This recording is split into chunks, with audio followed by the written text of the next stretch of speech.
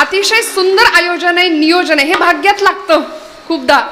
साथ उत्तम मिळणं, उत्तम आयोजन, उत्तम नियोजन, साजरं सगळं असावं, सोहळा असावा तो असा. बरं का, ही ज्ञानाची दिवाळी असते. बाकी दिवाळी येते ती दिवाळं काढून नेते आमचं. त्यामुळे अशी दिवाळी आहे की जी खऱ्या अर्थी आम्हाला ज्ञान संपन्न करणारी, ही विचारांची, आचारांची, संस्कारांची, भक्तीची, प्रेमाची, ज्ञानाची अशी दिवाळी संतांनी आम्हाला दिली आहे. आणि दरवर्षी चालू असणाऱ्या या अखंड हरिनाम सप्ताहामध्ये महिला वर्ग सुद्धा माझा मोठ्या संख्येने आज उपस्थित आहे. मनापासनं माझ्या सर्व माता भगिनी वर्गाला, पुरुष बांधव वर्गांना नमस्कार करते.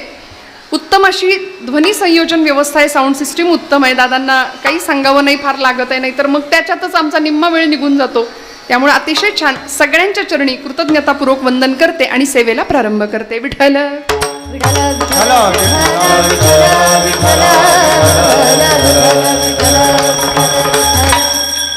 सत्य साच खरे, नाम विठोबाचे बरे, येणे तुटती बंधने, उभय लोकी कीर्ती जेणे. नामामुळे मिळणारे फायदे. प्रथम दिवसाचं कीर्तन आहे, कीर्तन सेवा आहे. नाम महात्म्य सांगावं हा वारकरी संप्रदायाचा नियम.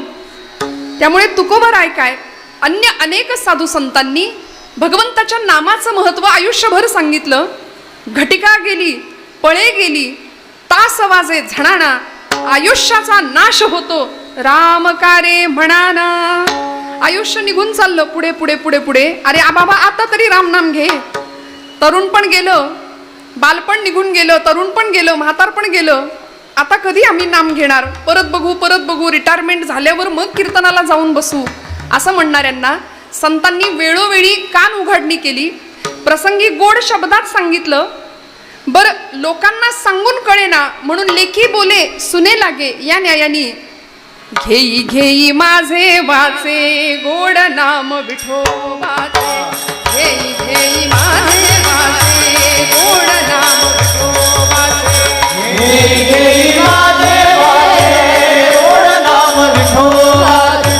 गोड नाम विठोबाचे, गोड नाम विठोबाचे. घेई घेई माझे वाचे, गोड नाम विठोबाचे. घेई घेई माझे वाचे, गोड नाम विठोबाचे. गोड नाम विठोबाचे, गोड नाम विठोबाचे. घेई घेई माझे वाचे, गोड नाम विठोबाचे. घेई घेई माझे वाचे, गोड नाम विठोबाचे. गोड नाम विठोबाचे, गोड नाम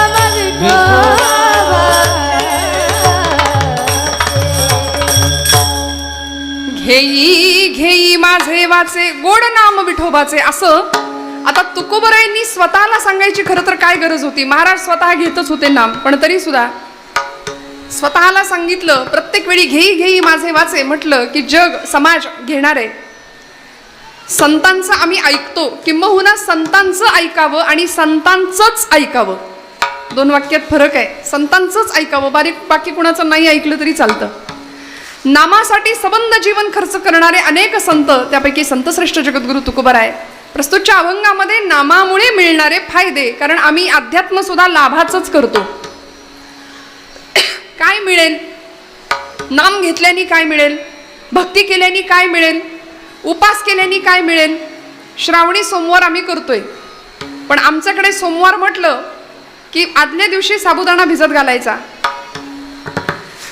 भगरीची तयारी करायची, शेंगदाण्याच्या आमटीसाठी शेंगदाणे भाजून कूटबीट तयार करून ठेवायचं. आदल्या दिवशी सगळी तयारी असते. दुसऱ्या दिवशी वेफर्स तळायचे, खिचडी मजबूत बनवायची, भगर उत्तम बनवायची, खजूर बिजूर खारका सगळं ते बाकी असतंच, ड्रायफ्रुट्स.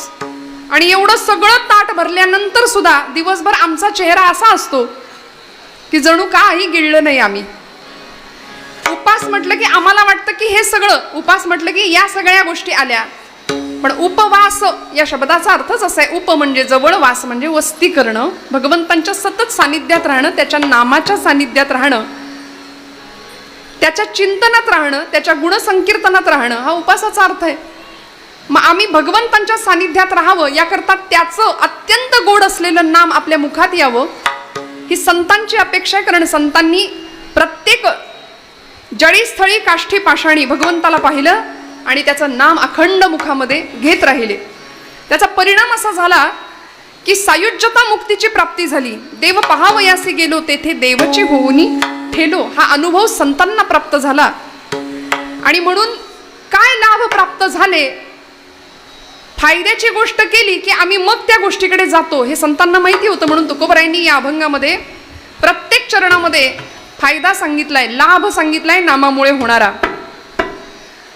भगवान पंढरीश परमात्म्याचं नाम हे साच आहे, सत्य आहे, खरं आहे. याही शिवाय ते बरं सुद्धा आहे. सर्व प्रकारची बंधनं तोडणारं असं हे नाम नामधारकाला पूर्णपणे कीर्ती मिळवून देण्याचं काम करतं.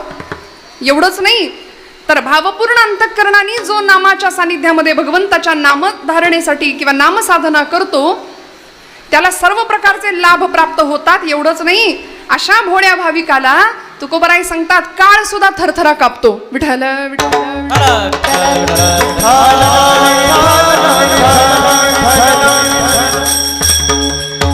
आपण सगळे अध्यात्म करतो, भक्ती करतो, नाम घेतो की नाही? हो म्हणा, जाऊ दे ना म्हणा. नसले घेतला तरी आपण इथं हो म्हणायला काय जातंय आपलं? हो बाबा, आम्ही भक्ती घेतो, आम्ही भक्ती करतो, नाम घेतो, रोज जपमाळ हातात असते, समोर मात्र सिरियल चालू असते. हा विषय वेगळा आहे. टीव्हीला माळ हातात घेतो, आम्ही जप करतो. नक्की किचन मध्ये काय चाललंय तिकडे लक्ष राहतं, घरामध्ये बाजूला अवधानं असतात तिकडे लक्ष राहतं, अध्यात्मात लक्ष नाही. पण आम्ही जप जाप्य करतो आमच्या पद्धतीने, आम्हाला झेपेल रुचेल पचेल तशी भक्ती आम्ही करतो.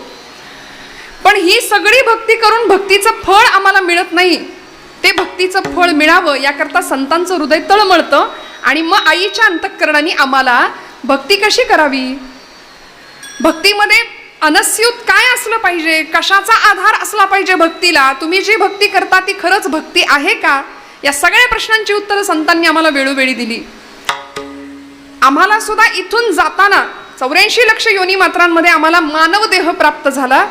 आणि मग इथून जाताना परमेश्वराला एक वाउचर देऊन जायचंय प्रत्येकाला. तुम्ही म्हणाल म्हणजे काय? पावती देऊन जायची. कुणाला? देवाला. काय लिहायचं त्या पावतीवर? अर्जुनाने लिहिलं बरं का. अर्जुनाने लिहिलं. गीतेचा शेवटचा अध्याय 18 अध्याय गीता श्रवण केल्यानंतर संभ्रमात असलेला अर्जुन की आता माझे हातपाय गळून गेले देवा, सिदंती मम गात्राणी असं म्हणणारा पार्थ, घशाला कोरड पडली असं म्हणणारा पार्थ, की आता माझीच नातेवाईक मंडळी समोर आहे, मी कसं लढू असं म्हणणारा अर्जुन, भगवंत त्याला गीता सांगतात. आणि मग गीता श्रवणानंतर त्या ज्ञानप्राप्तीनंतर अशी अवस्था निर्माण होते की तो भगवंतांना ते वाउचर देऊन टाकतो. तो म्हणतो नष्टो मोह स्मृतिर्लब्ध्वा त्वत्प्रसादान्मयाच्युतः स्थितोस्मि गतसंदेह करिष्ये वचनम तव म्हणाले. सगळा संदेह निघून गेला, तुटल्या संदेहाच्या गाठी. सगळा संदेह निघाला, सगळा विकल्प संपला. आणि आता अशी परिस्थिती झाली, नष्टो मोह स्मृतिर्लब्ध्वा, माझा मोह संपला भगवंता. आम्ही पुन्हा पुन्हा जन्माला येण्याला कारण हा मोह आहे, ही वासना आहे. जन्म घेणे लागे वासनेच्या संगे. त्यामुळे हा मोहच जर संपला, मोक्ष या शब्दाचा अर्थच हा आहे की मोहाचा क्षय होणं म्हणजे मोक्ष आहे. विठ्ठल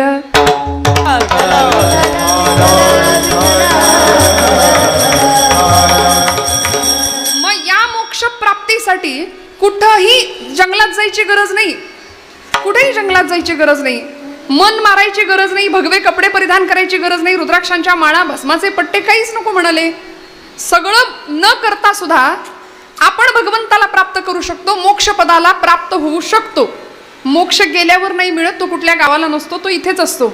येथे मोक्ष असे आयता श्रवणाची माझी. कीर्तनात मोक्ष आहे, हे माझं नाही माऊलींचं म्हणणं आहे. येथे मोक्ष असे आयता, कीर्तनामध्ये मोक्ष मिळतो, कीर्तनामध्ये मुक्ती मिळते. म्हणजे सासूबाईंना नाही मिळाली तरी सुनबाईला मिळते. म्हणले का? एक सुनबाई म्हणली 2 तास कीर्तनाला गेली की मग मला मिळते ती मुक्तीच असते म्हणाली. 2 तास सुटकाच असते ना आमची. त्यामुळे कीर्तनामध्ये हे सगळे लाभ आहेत. येथे मोक्ष असे आयता श्रवणाचे निमिसे बैसावे यमुनी साम्राज्य भुवनी सुख नांदे. असा सुखाचा अनुभव आम्हाला इथे आल्यावर प्राप्त होतो ना. म्हणून मग हे नाम आम्हाला प्राप्त व्हावं, हा लाभ आम्हाला प्राप्त व्हावा असं संतांना वाटलं. आम्हाला सुद्धा भगवंताला इथून जाताना अशी खात्री देऊन जायचे की देवा नष्टो मोह स्मृतिर्लब्ध्वा त्वत्प्रसादान मयाच्युता आता करिष्ये वचनम तव. तू म्हणशील तसं, तू ठरवलंस ना निघायचं, चल समाधानाने आम्ही निघायला तयार आहे. पण आमचं असं होत नाही. आमची आसक्ती अशी आहे की ती आम्हाला इथून जाऊ देत नाही. माणूस मृत्यूला प्रचंड घाबरतो ना. अमरपद प्रत्येकाला हवंय, पण अमरपद असं असावं देहाचं नाही, ते आत्म्याचं असावं. जायचं सगळ्यांनाच आहे, पण तरी सुद्धा भगवंताच्या नामानी अमरत्व प्राप्त होतं. जिंकू जाणे कळी काळा, जिंकू जेणे कळी काळा असं जर तुकोबराय आम्हाला सांगतायत, तर काळाला सुद्धा धाक वाटतो अशा नामधारकाकडे जाताना. कीर्ती तर वाढतेच, पण या सगळ्याच्या अनुषंगाने मिळणारा आनंद हा शब्दांच्या पलीकडचा आहे. तो आनंद तुम्हाला मला प्राप्त व्हावा. ज्या ब्रह्मरसाचा काढा आम्ही प्राशन केला, तो ब्रह्मरसाचा काढा सगळ्यांना मिळावा. कारण आम्ही सगळे आजारी आहे सध्या. तुम्ही म्हणाल आम्ही नाही आजारी, आम्ही तर बरेच आहे. हा आजार मनाला जडलाय आमच्या. षडविकारांनी मन घेरलंय, ग्रासलंय, हृदयामध्ये षडविकार येऊन बसलेत आणि खऱ्या अर्थी आम्ही आजारी आहे बरं का. मग अशा या सगळ्या व्यथेतून, या सगळ्या विवंचनेतून जर कायमची सुटका मिळावी आणि आनंदाची प्राप्ती व्हावी, परमानंदाची प्राप्ती व्हावी, ती कुठे मिळू शकते म्हणाली? ती फक्त कीर्तनातच मिळू शकते. कीर्तन चांग, कीर्तन चांग. परिणाम काय? होय अंग हरिरूप. इथं आल्यानंतर काय मिळालं पाहिजे? भगवत प्राप्तीचा आनंद इथं आल्यानंतर प्राप्त झाला पाहिजे. म्हणून 2 तासाच्या कीर्तनामध्ये कीर्तनकाराची आणि श्रोत्याची सगळ्यांचीच ही जबाबदारी असते की इथे आल्यानंतर आनंद भक्तीतलाच प्राप्त व्हावा, परमेश्वराचं सानिध्य प्राप्त व्हावं, जेणेकरून मूर्ती ठसावी अंतरी श्रीहरीची. ऐसी कीर्तन मर्यादा हो संतांच्या घरची. 1.5-2 तासाच्या कीर्तनात भगवंताला जवळ करता आलं पाहिजे, देव साठवता आला पाहिजे. पण आम्ही साठवणं सोडा, आम्ही उठतानाच असे उठतो सगळं झाडून, तुमचं तुम्हाला लखलाभ. घरी गेलो की आमचं परत सुरूच आहे, प्रपंच सुरू आहे, प्रपंचाचं रहाट गाडगं सुरू आहे. पण मग इथं काय यायचं? या 2 तासामध्ये, या 1.5-2 तासामध्ये जीवनातला अत्युच्च आणि उत्कट आनंद प्राप्त व्हावा ही संतांची अपेक्षा आहे. म्हणून नाम साधना आम्हाला सांगितली आहे. बरं, याच्यासाठी कुठेही जंगलात नाही जायचं हो. जायचंय का? नाही. ठाईचं बैसोनी करा एक चित्त, आवडी अनंत आळवावा. म्हणाले कुठंच जाऊ नका. येथ मनाचा मारून करिता, इंद्रिया दुःख न देता, येथ मोक्ष असे आयता, श्रवणा माझी. कसलाच त्रास मनाला द्यायची गरज नाही, देहाला कसलंच ताडण करण्याची गरज नाही. मग एवढं करून सुद्धा फक्त नामसाधनेमुळे जर आम्हाला परमेश्वराची प्राप्ती होत असेल, आता याच्यापेक्षा किती सोपं सांगायचं मला सांगा ना. म्हणून संतांना आम्ही माऊली म्हणतो. आईची भाषा लेकराला कळत नाही असं कधी होत नाही. आईच्या प्रेमाने संत आम्हाला सांगवतात की बाबा रे, भगवंताचं नाम घ्या. कारण ते नाम कसं आहे तुकोबराय त्याचा परिचय देतात अभंगाच्या प्रथम चरणात. सत्य साच खरे,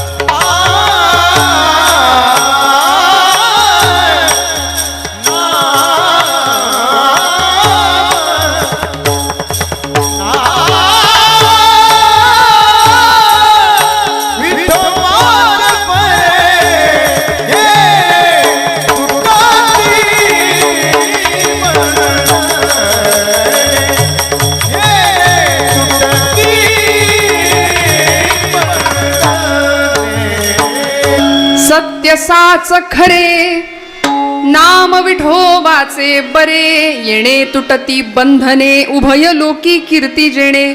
तुकोबरायांनी नामाला विशेषण वापरली आणि तीनही विशेषणं एका अर्थाची आहेत. खूप लक्षपूर्वक काळजीपूर्वक ऐका. सत्य, साच, खरं. सत्य म्हणजेच साच, साच म्हणजेच खरं. आणि असं नाम कसं आहे? नाम विठोबाचे बरे. काही गोष्टी खऱ्या असतात पण बऱ्या असतातच असं नाही. काही गोष्टी बऱ्या असतात पण खऱ्या असतातच असं नाही. आणि काही गोष्टी खऱ्याही असतात बऱ्याही असतात. काही गोष्टी खऱ्याही नसतात आणि बऱ्याही नसतात. विठ्ठल विठ्ठल. तुम्ही म्हणाल ताई सगळी खरबर झाली, काही कळलंच नाही, नाही का? असा गोंधळ होतो आमचा. ज्या गोष्टी श्रेयस आहेत त्या गोष्टी प्रेयस असतातच असं नाही. ज्या गोष्टी प्रेयस आहेत त्या गोष्टी श्रेयस असतातच असं नाही. पण भगवंताचं एकमात्र नाम असं आहे ना की ते सत्य आहे, साच आहे, खरं आहे आणि ते बरं सुद्धा आहे. घ्यायला सोपं आहे, काय कठीण आहे हो? हरिमुखे म्हणा, हरिमुखे म्हणा, पुण्याची गणना कोण करी. एवढंच सोपं सांगितलं म्हणून एका हरिपाठासाठी माझ्या ज्ञानोबरायांचे 1000 वेळा पाय धरले तरी ते कमी ठरणार आहेत. एका हरिपाठासाठी ज्ञानोबरायांच्या चरणावरती ठेविता हा पायी जीव थोडा, असं तुकोबरायांनी सांगितलं ना. का हो? 108 वेळा हरी हा शब्द हरिपाठामध्ये आणलाय माऊलींनी. बघा तुम्ही बारकाईने घरी जाऊन बघा, वाटल्यास हरिपाठाचं पुस्तक घेऊन. बरोबर 108 वेळा हरी हा उच्चार हरिपाठामध्ये माऊलींनी आपल्याकडून करवून घेतलाय. यापेक्षा काय करायचं? देवाची ये द्वारी उभा क्षण भरी, तेणे मुक्तिचारी साधी येल्या.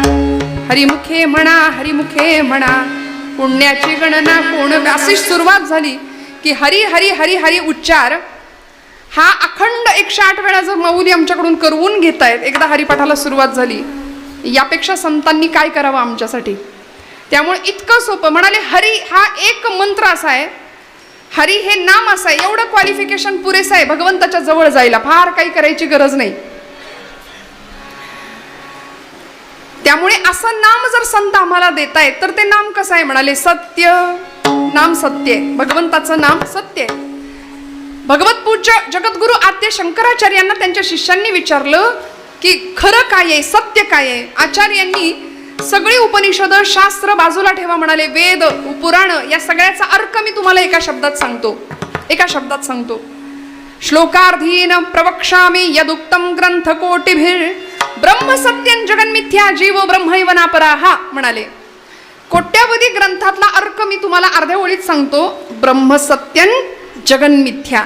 सत्य काय आहे? ब्रह्म आहे म्हणाले. त्याचं नाम एकमात्र सत्य आहे आणि जगन मिथ्या, जे आम्ही खरं समजून बसलो ना ते जग, ती माया मात्र खोटी आहे. त्यामुळे सत्य असलेलं ब्रह्म, त्याचा उल्लेख किंवा त्याची ओळख आम्हाला भागवतकारांनी सुद्धा केली आहे. भागवतातला प्रसिद्ध पहिला श्लोक आहे सच्चिदानंद रूपाय विश्वोत्पत्त्यादि हेतवे तापत्रय विनाशाय श्रीकृष्णाय वयं नमः. सच्चिदानंद रूपाय, सच्चिद आणि आनंद स्वरूप असलेला परमेश्वर आहे. म्हणून तुकोबरायांनी हेच आचार्यांचं म्हणणं, ब्रह्म सत्य आहे, हेच आचार्यांचं म्हणणं तुकोबराय आम्हाला साध्या शब्दात सांगतात. सत्य तू, सत्य तू, सत्य तू, सत्य तू, सत्य तू विठ्ठला. सत्य तू, सत्य तू, सत्य तू विठ्ठला. कागदावी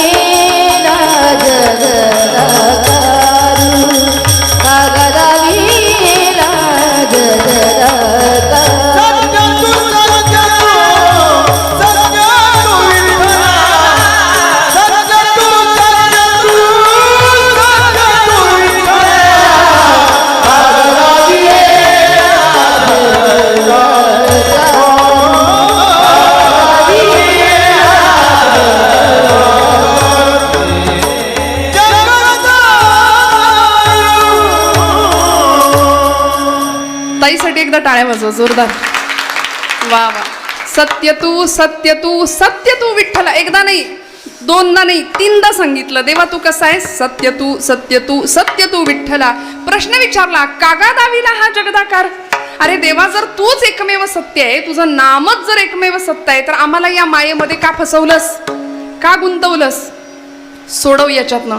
आणि नाम हे एकमात्र असं आहे की जे आम्हाला या सगळ्या प्रकारच्या बंधनातनं सोडवू शकतं. म्हणून सत्य, साच, खरे, नाम विठोबाचे बरे. आता ते बरं आहे हे तुकोबरायांनी आम्हाला सांगितलंय, पण खरं सांगा, बरं असलं तरी आम्ही घेतो का? आम्ही नाम घेतो का? नाही घेतो, नाही घेत. ब्रह्मचैतन्य गोंदवलेकर महाराजांना एकाने प्रश्न विचारला की महाराज, नाम घ्यायला आम्ही बसलो तर म्हणले मनात इतके विचार येतात की ते नाम काही घेतलंच जात नाही, काय करायचं?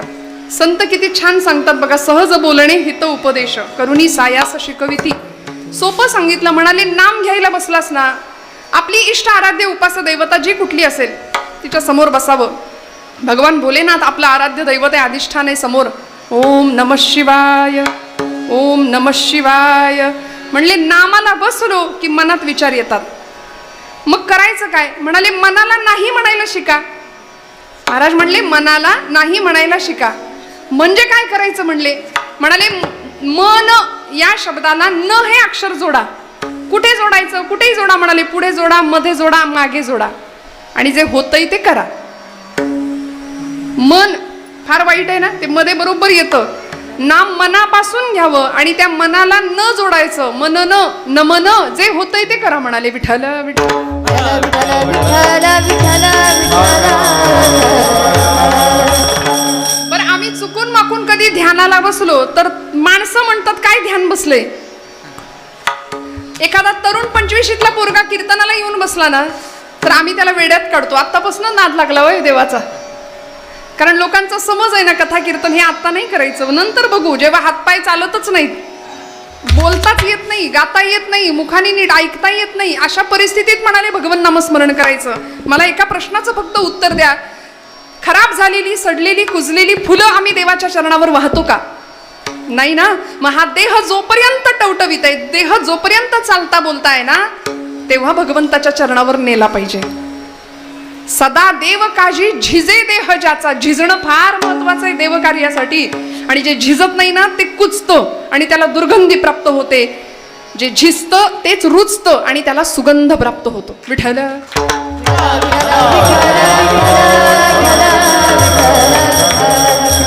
मग भगवंताच्या नामासाठी, त्याच्या कामासाठी, त्याच्या काजासाठी आमचं झिजणं अखंड राहिलं पाहिजे. आणि संतांनी हे वारंवार केलं. जगाने निंदा केली, पण कोणी निंदा कोणी वंदा, आम्हा स्वहिताचा धंदा.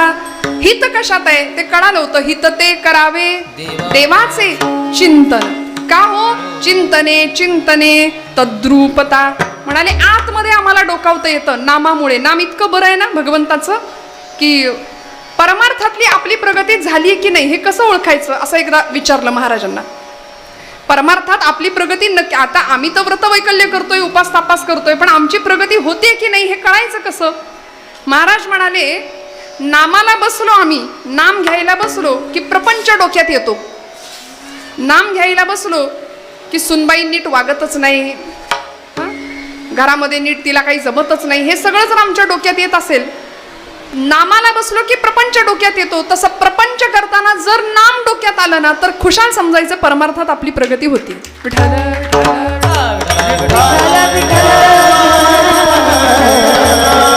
आणि आमचं असं आहे की अध्यात्म करताना आम्ही फार दिखावा करतो, फार दाखवायचं असतं आम्हाला लोकांना. आम्ही जप करतो, नाम करतो, जपजाप्य करतो, पण आपला परमार्थ हा शेजारच्याला म्हणजे घरातल्या लोकांना सुद्धा कळता कामा नये असं म्हटलंय. एवढं नाही, आपण परमार्थ करतो हे दुसऱ्याला जितकं कमी कळेल तितका तो आपल्यासाठी फायदेशीर असतो. जगाला दाखवण्याकरता आपला परमार्थ नसावा. संतांची भक्ती जगाला दाखवण्याकरता नव्हती. आम्ही नामाला बसतो. आरंभ शूरहा या न्यायाने आमचं ध्यान सुरू होतं. नाम आम्ही घ्यायला सुरुवात करतो. नवीन जपमाळ एकाने आणली, आता म्हणला नाम घेणार. संतांनी नाम दिले, मस्तपैकी बसायचं आसन निवडलं, उपासना आता सुरू करायची. सुरुवात झाली. आम्ही बाकी सगळं सोडू पण नाम घेणं, नाम आमच्याकडून घडत नाही बरं का. बाकी सगळं आम्ही जवळ करतो. सुरुवात झाली, 4 दिवस गेले, मनात विचार आला बसूनच कशाला घेतलं पाहिजे नाम, उभ्यानी केलं तर जमतंय. म्हणून सातत्य संपलं. आता उभ्यानी इकडं तिकडं फिरून नाम जपायला लागला. 4 दिवस निघून गेले, मनात विचार आला माळच कशाला पाहिजे, माळ बाजूला पडली. 4 दिवस विचार केला, पुढे निघून गेले. म्हणाला एखाद्या दिवशी राहिलंच तर काय बिघडतंय, नाम बिघडत काही नाही, त्याचं नाही काही बिघडत, बिघडलं तर आपलं बिघडतं. एक जण मला म्हणाला ताई श्रावण महिन्यात आता उपासना करायची ठरवली, रोज भगवान शिवशंकराला, खंडेश्वराला 108 बिल्वपत्र अर्पण करायचं ठरवलंय, पण म्हणले शंकर पावला नाही तर पावतच नाही म्हणले देव. तुम्ही म्हणत असाल तर देव बदलून बघू का? उपासना ही देवाला बदलण्याकरता नाही, तुमच्या माझ्यात अंतर्बाह्य बदल व्हावा याकरता उपासना आहे. त्यामुळे असं नाम मनापासून घेतलं जावं आणि मग उपासनेतलं सातत्य आमचं अखंड टिकावं, यासाठी ते नाम बरं आहे, सोपं आहे, ते नाम सत्य आहे, ते नाम खरं आहे. आणि मग असं नाम नेमका परिणाम काय करतो जीवावरती? दुसरं चरण येणे तुटती बंधने,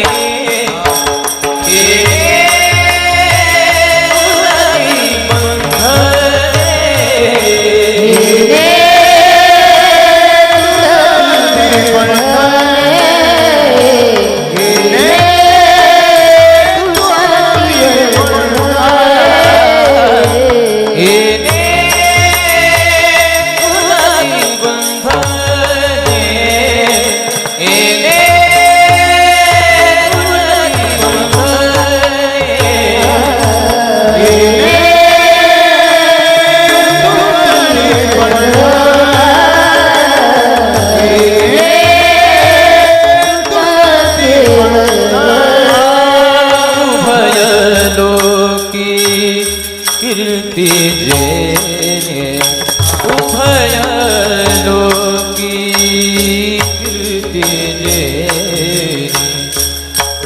येणे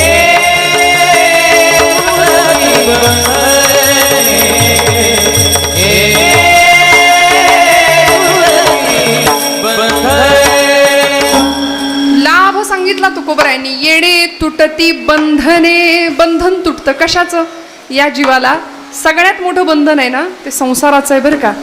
या संसाराने आम्हाला असं बांधून ठेवलंय. म्हणाले पटकन सुटका होता आली पाहिजे. आम्ही कसे बांधले गेलोय सांगते मी तुम्हाला, लक्षपूर्वक ऐका.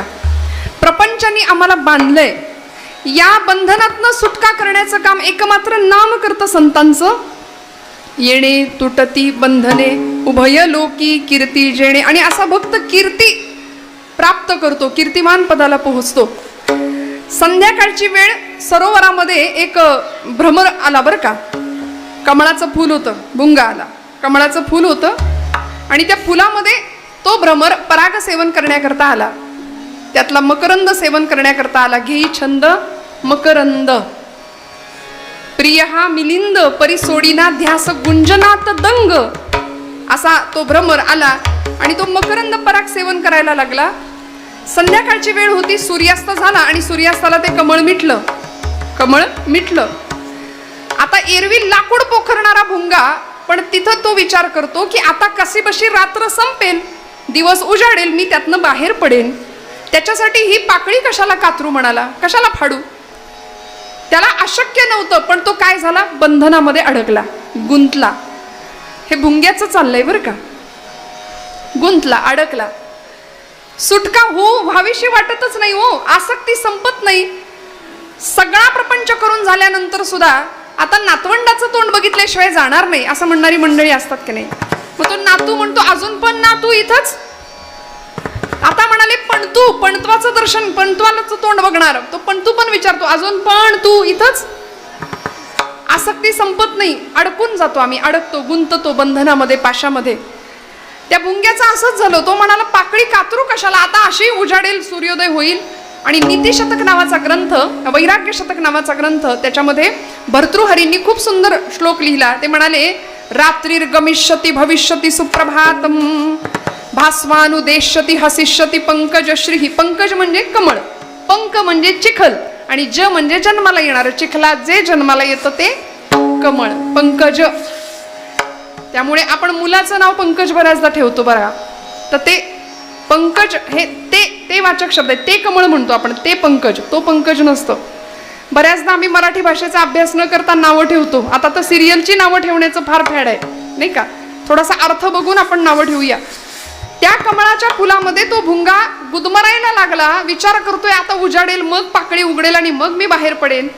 पण एवढ्यात असं झालं, इत्थम विचिंतयति कोशगते द्विरेफे हा हंत हंत नलिनी गज उज्जहार. म्हणाले एक भला मोठा हत्ती त्या सरोवरात आला आणि त्यांनी बरोबर तेच कमळाचं फुल देठासकट सोंडेने उपटलं आणि लांब फेकून दिलं. आता देठासकट उपटलेलं कमळाचं फुल फुलेल का? नाही. आता आता उजाडेल मग उजाडेल अशी वाट बघत शेवटी तो भ्रमर तो भुंगा गुदमरून मेला, पण त्यांनी पाकळी नाही कातरली. पाकळी नाही कातरली, बाहेर नाही पडला, मेला त्याच्यामध्ये. आमचं सुद्धा बंधन असंच आहे बरं का. आम्ही इतके स्वतःला बांधून घेतो. मग म्हणाले संसारामध्ये यथा कमल पत्राक्ष अशी एक उपमा दिली. असं असावं, कमळाचं पान पाण्यात राहून सुद्धा कोरडं असताना तसं संसारात आम्हाला राहता आलं पाहिजे. ऐसे असावे संसारी जववरी प्राचीनाची दोरी, पोरी घरचार मांडीला खेळ मोडो टाकीला. नाथांची उभी आहे भागवतामधली.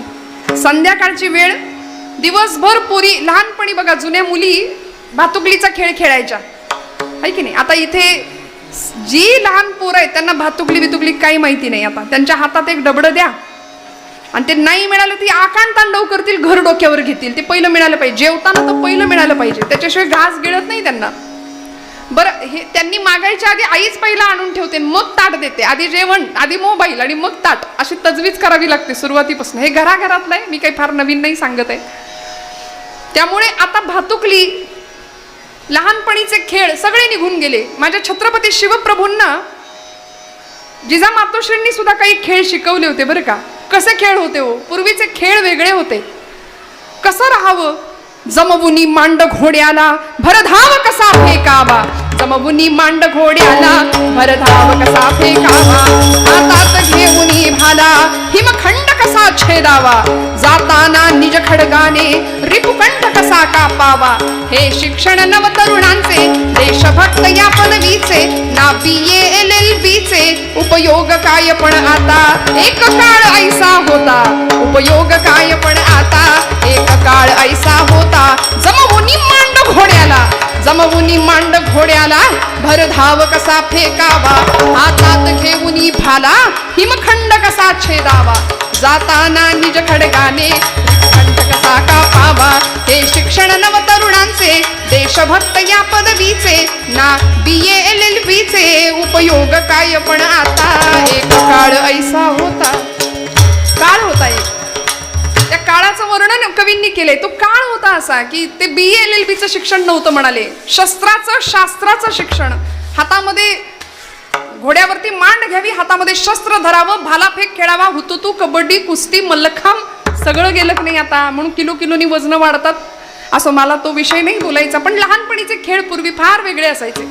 अशा भातुकलीचे खेळ, मग जुनं त्याच्यामध्ये चपात्या व्हायच्या, त्याच्यात तो भात शिजायचा, चहा व्हायचा खोटा खोटा. घरातल्या मोठ्या मंडळींना तो चहा आणून दिला जायचा, त्यांनी खोटा खोटा प्यायचा. सगळं किती आनंद. आणि असा ती मुलगी दिवसभर खेळ खेळते, संसार मांडते तिचा. दिवसभर ती पोरगी रमते त्याच्यात. आणि संध्याकाळी आई म्हणते कार्टे चल घरात, अंधार पडलाय, चल घरात. मग ती मुलगी काय करते, सगळा प्रपंच, सगळा तो संसार एका पिशवीत भरते आणि आईकडे जाते. नाथबाबा किती सुंदर दृष्टांत देतात बघा. ऐसे असावे संसारी, पोरी घरचार मांडीला खेळ मोडून टाकीला म्हणाले. सगळा खेळ, सगळी भांडी कुंडी पिशवीत भरते आणि आईकडे जाते. तसं त्या आईची हाक कानावर आली की आम्हाला सुद्धा हा संसार आहे असा सोडून जाता आलं पाहिजे. विठ्ठल विठ्ठल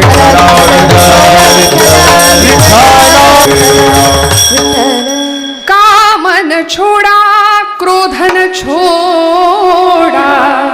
काय परिस्थिती आमची बघा. आम्ही बाकी काही सोडायला तयार नाही. रागावणं सोडत नाही, काम विकार सोडत नाही, खोटं बोलणं सोडत नाही. कामन छोडा क्रोधन छोडा, सत्य वचन क्यों छोड़ दिया, नाम जपन क्यों छोड़ दिया, नाम जपन क्यों छोड़ दिया, नाम जपन को छोड़ दिया, नाम जपन को छोड़ दिया. बाकी सगळं सोडत नाही आम्ही, पण नाम घेणं भगवंतांचं सोडतो, जे की अत्यंत सोपं आहे, साच आहे, खरं आहे, बरं आहे. आम्हाला बंधनातनं मुक्त करणारं नाम आहे. येणे तुटती बंधने उभय लोकी कीर्ती जेणे. आम्हाला अनेक प्रकारच्या बंधनांनी असं बांधून ठेवलंय ना. संसार म्हटलं की दुःखदायक आहे आणि आमच्या तक्रारी मग संपत नाहीत. का हो, भगवंताचं नाम घ्या, थोडंसं नामसाधनेत राहूया, सगळ्या चिंता मिटतील. कारण सगळी सुख या एका नामामुळे प्राप्त होतात. तुकोबारायांनी सांगितलंय सर्व सुख न्यालो, सर्व सुख न्यालो, सर्व सुख न्यालो, सर्व अलंकार सर्व सुखलालो, सर्व सुखलालो, सर्व सुखलालो, सर्व अलंकार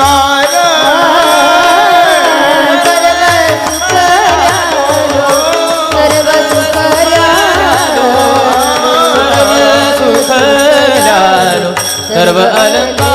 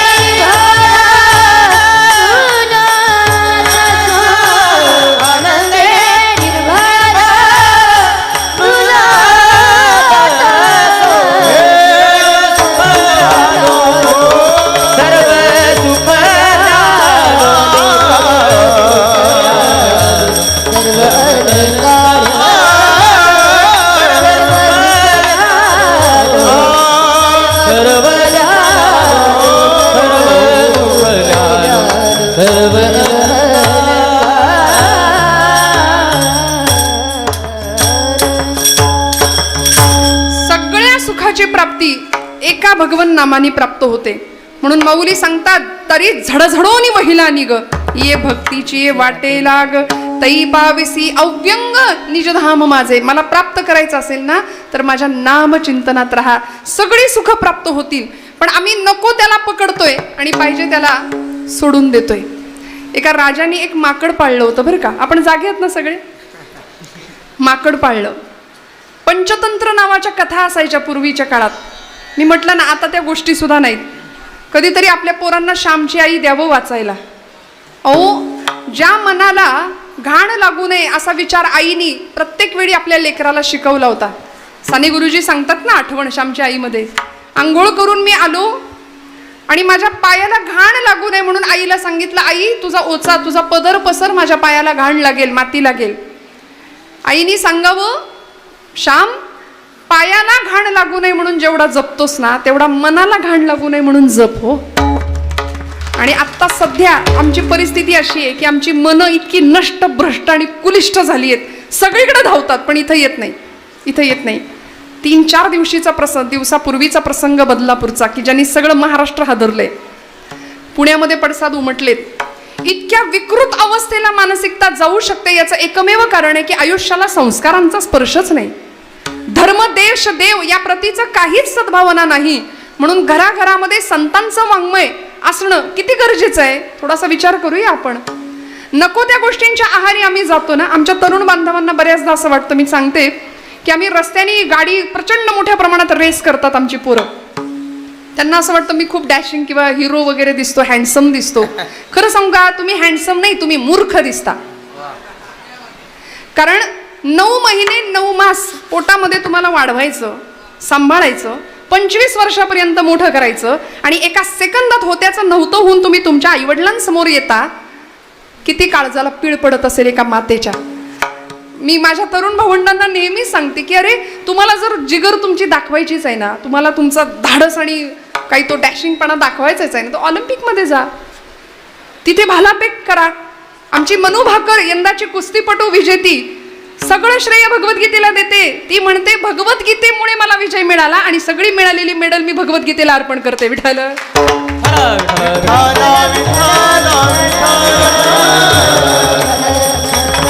किती किती गरजेचं आहे नामसाधना. बघा ना, किती अध्यात्माचं बेसमेंट आयुष्य. तुम्ही कितीही आयुष्यात प्रगती करा, पण अध्यात्माचं बेसमेंट जर आयुष्याला नसेल ना, तर काहीच अर्थ नाही, काहीच नाही. लौकिकातलं प्रगती शून्य शून्य.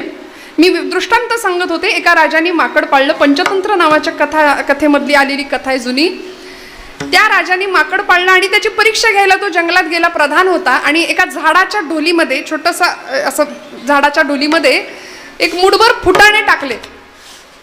चणे, फुटाणे, हरभरे आपल्याला माहिती आहे. ते माकड धावत गेलं आणि त्यांनी डोलीत हात घातला आणि ते फुटाणे मूठ भरून हातात पकडले, घेतले. आता तो डोलीचा आकार लहान होता. झालं असं की मूठ भरल्यामुळे, फुटाण्यांनी आकार वाढल्यामुळे तो डोलीतनं बाहेर यायला तयार नाही हात. तो खूप धडपड करत होता, पण हात काही केल्या बाहेर येईना. बरं, मूठ सोडावी तर फुटाणे जातील, सोडायला तयार नाही. येणे तुटती बंधने. आम्ही सोडणं शिकलो पाहिजे, सोटायला तयार नाही. प्रपंच सुटतो का हो आम्हाला? मला खरं सांगा, प्रपंचात सुख आहे का? नाही म्हणताय, तरी सुद्धा सुटतो का? नाही. किती गंमत आहे बघा. त्यांनी फुटाणे, पण हे माकडाचं सांगते बरं का मी, त्यांनी फुटाणे हातामध्ये धरले, तो सोडायला तयार नाही. मग आता प्रधानाने एक गंमत केली. त्यांनी काय केलं, एक मोठं पेढ्यांचं ताट भरून असं त्या माकडाच्या समोर खाली ठेवलं. ते माकड पेढ्यांकडे बघतंय, म्हणजे त्याला पेढे पण पाहिजेत, पण फुटाणे सोडायचे नाहीत. साधी गोष्ट होती. फुटाणे सुटले, हात बाहेर निघाला, पेढे मिळतील. पेढे पण पाहिजेत, पण फुटाणे सोडू शकत नाही.